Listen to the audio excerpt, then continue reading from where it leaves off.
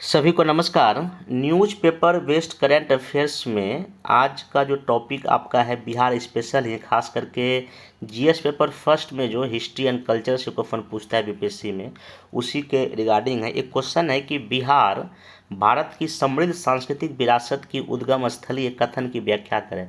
Bihar is the cradle of India rich culture heritage, explain the statement. ये question मैं क्यों बनाया हूँ, अभी 3-4 दिन पहले ही बिहार के राज्यपाल आरिफ मोहम्मद खान साहब एक किसी प्रोग्राम में भाग लेने गए थे पटना में। उनका एक स्टेटमेंट है कि बिहार भारत की समृद्ध सांस्कृतिक विरासत की उद्गम स्थली है।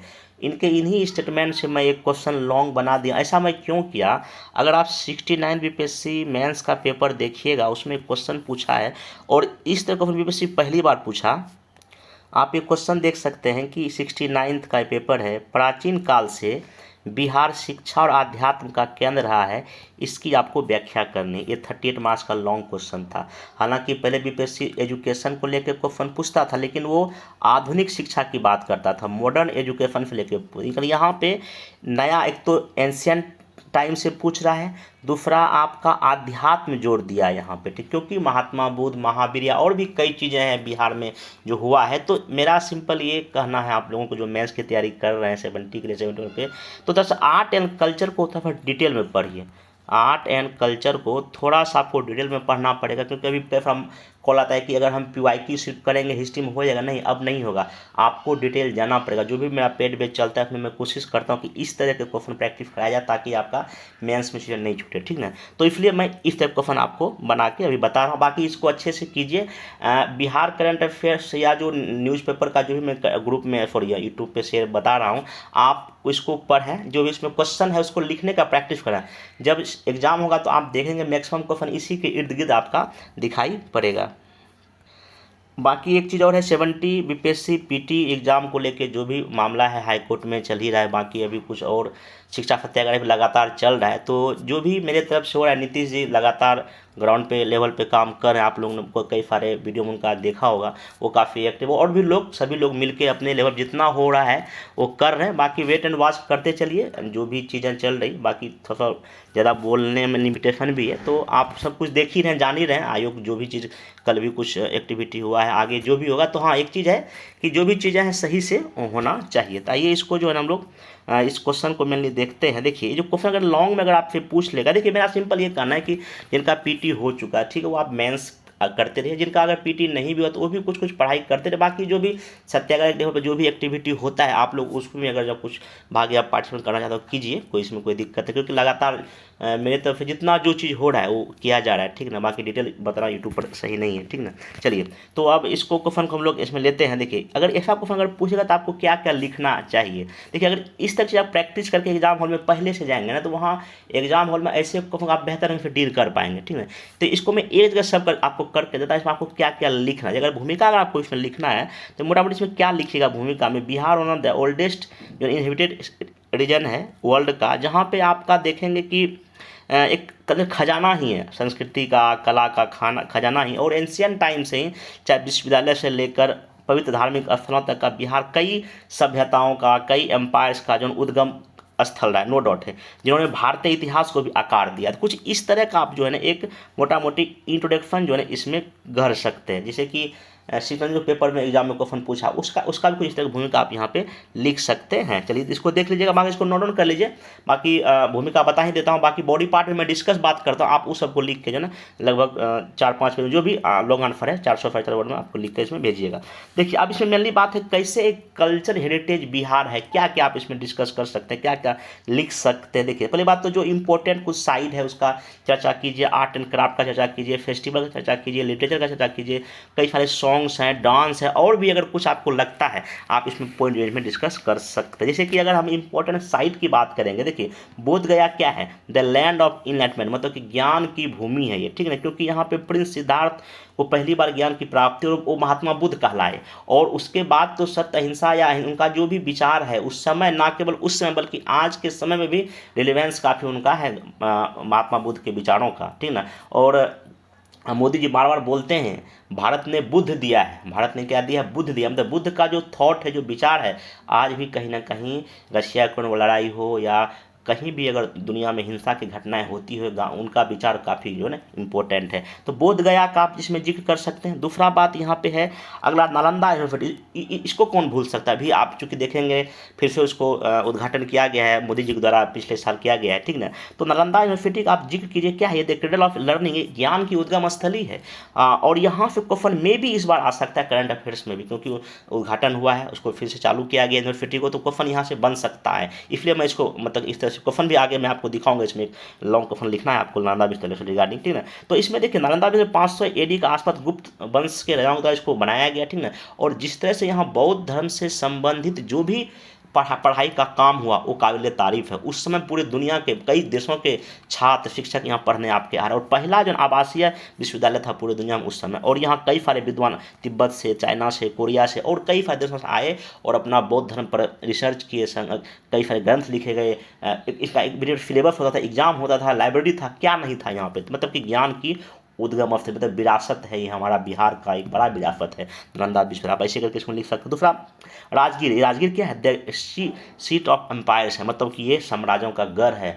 मगध एम्पायर का क्या था यहाँ पे, ये राजधानी या कैपिटल था, इसको आप जिक्र करेंगे। दूसरा वैशाली क्या है, वैशाली जैन और बुद्ध धर्म का कहीं ना कहीं ये तीर्थस्थली है, क्योंकि जैन धर्म के महावीर का जो यहीं पे जन्म हो रहा है, और बाकी अंतिम उपदेश महात्मा बुद्ध कहाँ दे रहे हैं, वैशाली में ही दे रहे हैं। तो ये भी आपका ये साइड वैशाली। और यहाँ पे एक चीज़ और लिखिए, पहला मतलब डेमोक्रेसी, लैंड ऑफ डेमोक्रेसी में छूट गया यहाँ पे, इसको लिखिए, डेमोक्रेसी का उद्गम स्थल यहाँ पे आपको दिखाई पड़ रहा है। ये भी आपको क्वेश्चन में जिक्र करना पड़ेगा, ठीक। नेक्स्ट चलते हैं, मधुबनी पेंटिंग का जिक्र कीजिए, जो भी इसका मेन फीचर्स है, ठीक है ना। इसमें महिलाओं की भूमिका को दिखाइए। पटना कलम दिखाइए, बिहार का आपका पेंटिंग है।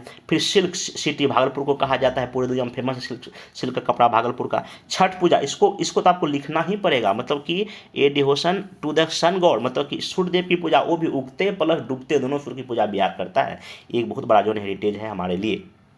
सोनपुर मेला, इसको कौन भूल सकता है, वर्ल्ड का लार्जेस्ट जो है ना पशु मेला है, अभी लगा था हाल फिलहाल में, ठीक है, इसका जिक्र कीजिए। बाकी बराबर की गुफाएं, हालांकि यहाँ से क्वेश्चन बीपीएससी मेंस में शॉर्ट क्वेश्चन पूछ चुका है, पूर्वी भारत में गुफा पूछ चुका है ना, यहाँ से आपको लिखना पड़ेगा। एक ओल्डेस्ट कहीं ना कहीं रॉक कट केव है ये, और उसमें भी सभी उसमें भी जो है ना आजीवक संप्रदाय के लिए बनाया गया। मतलब कि बिहार अगर देखा जाए, जो एंशियंट काल में जो भी एम्पायर या जो भी शासक बने वो सभी धर्मों को बराबर मान रहे हैं, चाहे बौद्ध धर्म के लोग हो, जैन धर्म के हो, या आजीवक संप्रदाय हो, या सिख धर्म हो, सबको हम लोग बराबर वैल्यू दे रहे थे। कहीं ना कहीं विरासत हमारी है, हमको सीख देता है कि बिहार हमेशा शांति का स्थल रहा है, ठीक है। चलिए, फिर फोल्क और सॉन्ग डांस आप कई सारे एग्जांपल दे सकते, जैसे कि उस्ताद बिस्मिल्लाह खां को कौन फनाई भूल सकता है, भारत में उनको मिला हुआ, ठीक ना। फिर विदेशिया गीत लिखिए, ठीक ना। भिखारी ठाकुर का एग्जांपल दीजिए यहाँ पे। विद्यापति का मैं यहाँ पे लिखना भूल गया, विद्यापति का मैथिली का जो कवि हैं उनका आप जिक्र कर सकते हैं, ठीक ना। फिर कई सारे डांस, झिझिया डांस है, और भी कई सारे छोटे डांस का यहाँ पे जिक्र कर सकते हैं। अब देखिए बिहार में देखिएगा कहीं 3 धर्म का डायरेक्टली संबंध है, बौद्ध धर्म, जैन धर्म और सिख के। गुरु गोविंद सिंह 10वें गुरु का जन्म यही हो रहा है पटना से साहिब में। तो करें मतलब ये सब बात आप अपने इस आंसर में क्या करेंगे, फ्लो चार्ट में पुट करेंगे तो आपका आंसर बहुत ही अच्छा हो जाएगा। देखिए साहित्य के क्षेत्र में देखिए आर्यभट्ट को कौन भूल सकता है, पाणिनि को कौन भूल सकता है, कहीं ना कहीं ये भी हमारा विरासत है, आर्यभट्ट और पाणिनि, ठीक है। आप इसका भी इनके बुक का नाम जिक्र कर सकते हैं। पितृपक्ष, जो भी मरने के बाद जो भी देखिए गया समय लोग करते हैं, पितृपक्ष करने जाते हैं, इसका भी आप एग्जाम्पल दे सकते हैं। चंपारण सत्याग्रह कौन भूल सकता है, महात्मा गांधी, दुनिया जिनको अहिंसा का पुजारी मानता है, ठीक ना। तो कहीं ना कहीं ये चंपारण सत्याग्रह पहली बार कहाँ कर, बिहार में कर रहे हैं, तो आप इसका भी जिक्र कर सकते हैं। तो कहने मतलब इस तरह से कई सारे डायमेंशन को लेके जो हमारा जो बिहार में जो कल्चर हेरिटेज में इतना आप दिखाएंगे। अगर और भी आपको कुछ लगता है आप इसमें उसको एड ऑन कीजिए तो आपका आंसर पूरा कंप्लीट हो जाएगा। देखिए इस तरह की चीज़ों के लिए तैयार रहना पड़ेगा, जैसे आपको फन का बदल रहा है ये आपको करना ही पड़ेगा। और मेरा प्रयास जो न्यूज़पेपर कटिंग से यही है, चाहे वो नेशनल हो, इंटरनेशनल हो, या बिहार का जो भी न्यूज है, चाहे वो आपका जीएस का लेके हो या निबंध को लेके, वो सब कुछ मैं आपको जो है छान करके पूरा न्यूज़ पर जितना भी आता है हिंदी इंग्लिश का वो आपको प्रोवाइड मैं अपने टेलीग्राम पर भी कर रहा हूँ, यूट्यूब पर लेक्चर भी दे रहा हूँ, बाकी जो अलग से पेड ग्रुप में वहाँ पे चल ही रहा है, ठीक है। तो आप इसको आंसर लिखने की कोशिश कीजिएगा। बाकी हाँ इसमें कुछ और पॉइंट अगर एक्स्ट्रा एड ऑन अगर करना आपको ऐसे कर सकते कि इसका क्या इंपॉर्टेंस है, जो भी हमारा जो कल्चर हेरिटेज का क्या इंपॉर्टेंस है। देखिए पहली बात तो टूरिज्म को लेकर काफ़ी इंपॉर्टेंट है। जब देखिए G20 का जब यहाँ एक छोटा सा मीटिंग हुआ था पिछले 2023 में, तो कई जगह घुमाया गया था इन लोग को। G20 की जब मीटिंग जब वहाँ पे दिल्ली में जब हो रहा था, तो वहाँ देखिएगा ना पीछे नालंदा यूनिवर्सिटी का भी वहाँ पे चर्चा किया गया था। तो कहीं ना कहीं पर्यटन के दृष्टिकोण से काफ़ी इंपॉर्टेंट है और कहीं ना कहीं गाइड के रूप में करता है हमारे वर्तमान के शासकों के लिए कैसे आपको काम करना है, कैसे काम नहीं करना है, ये भी आप दिखा दिए। बाकी देखिए इन सब का आगे का राम है यही हो जो भी कल्चर साइड। हाँ, इसमें मैं भूल गया कुछ और, जैसे कि ना यहाँ पर आपको सारनाथ का जिक्र कर देना है, ठीक ना, क्योंकि हमारा सिंबल है, राष्ट्रीय चिन्ह जो है वो मैं यहाँ भूल गया, वो कर दीजिएगा। बाकी इसमें अशोक का भी, क्योंकि देखिए अशोक जो सम्राट जो राजा बने वो उस समय जब पूरी दुनिया में जब युद्ध चल रहा है उस समय वो युद्ध को त्याग कर शांति को मार्ग को अपना रहे हैं, ठीक ना, और पूरी प्रजा को अपनी संतान कह रहे हैं, वो भी हमारा कहीं ना कहीं विरासत है। यहाँ अशोक का थोड़ा जिक्र कर दीजिएगा, अच्छा रहेगा।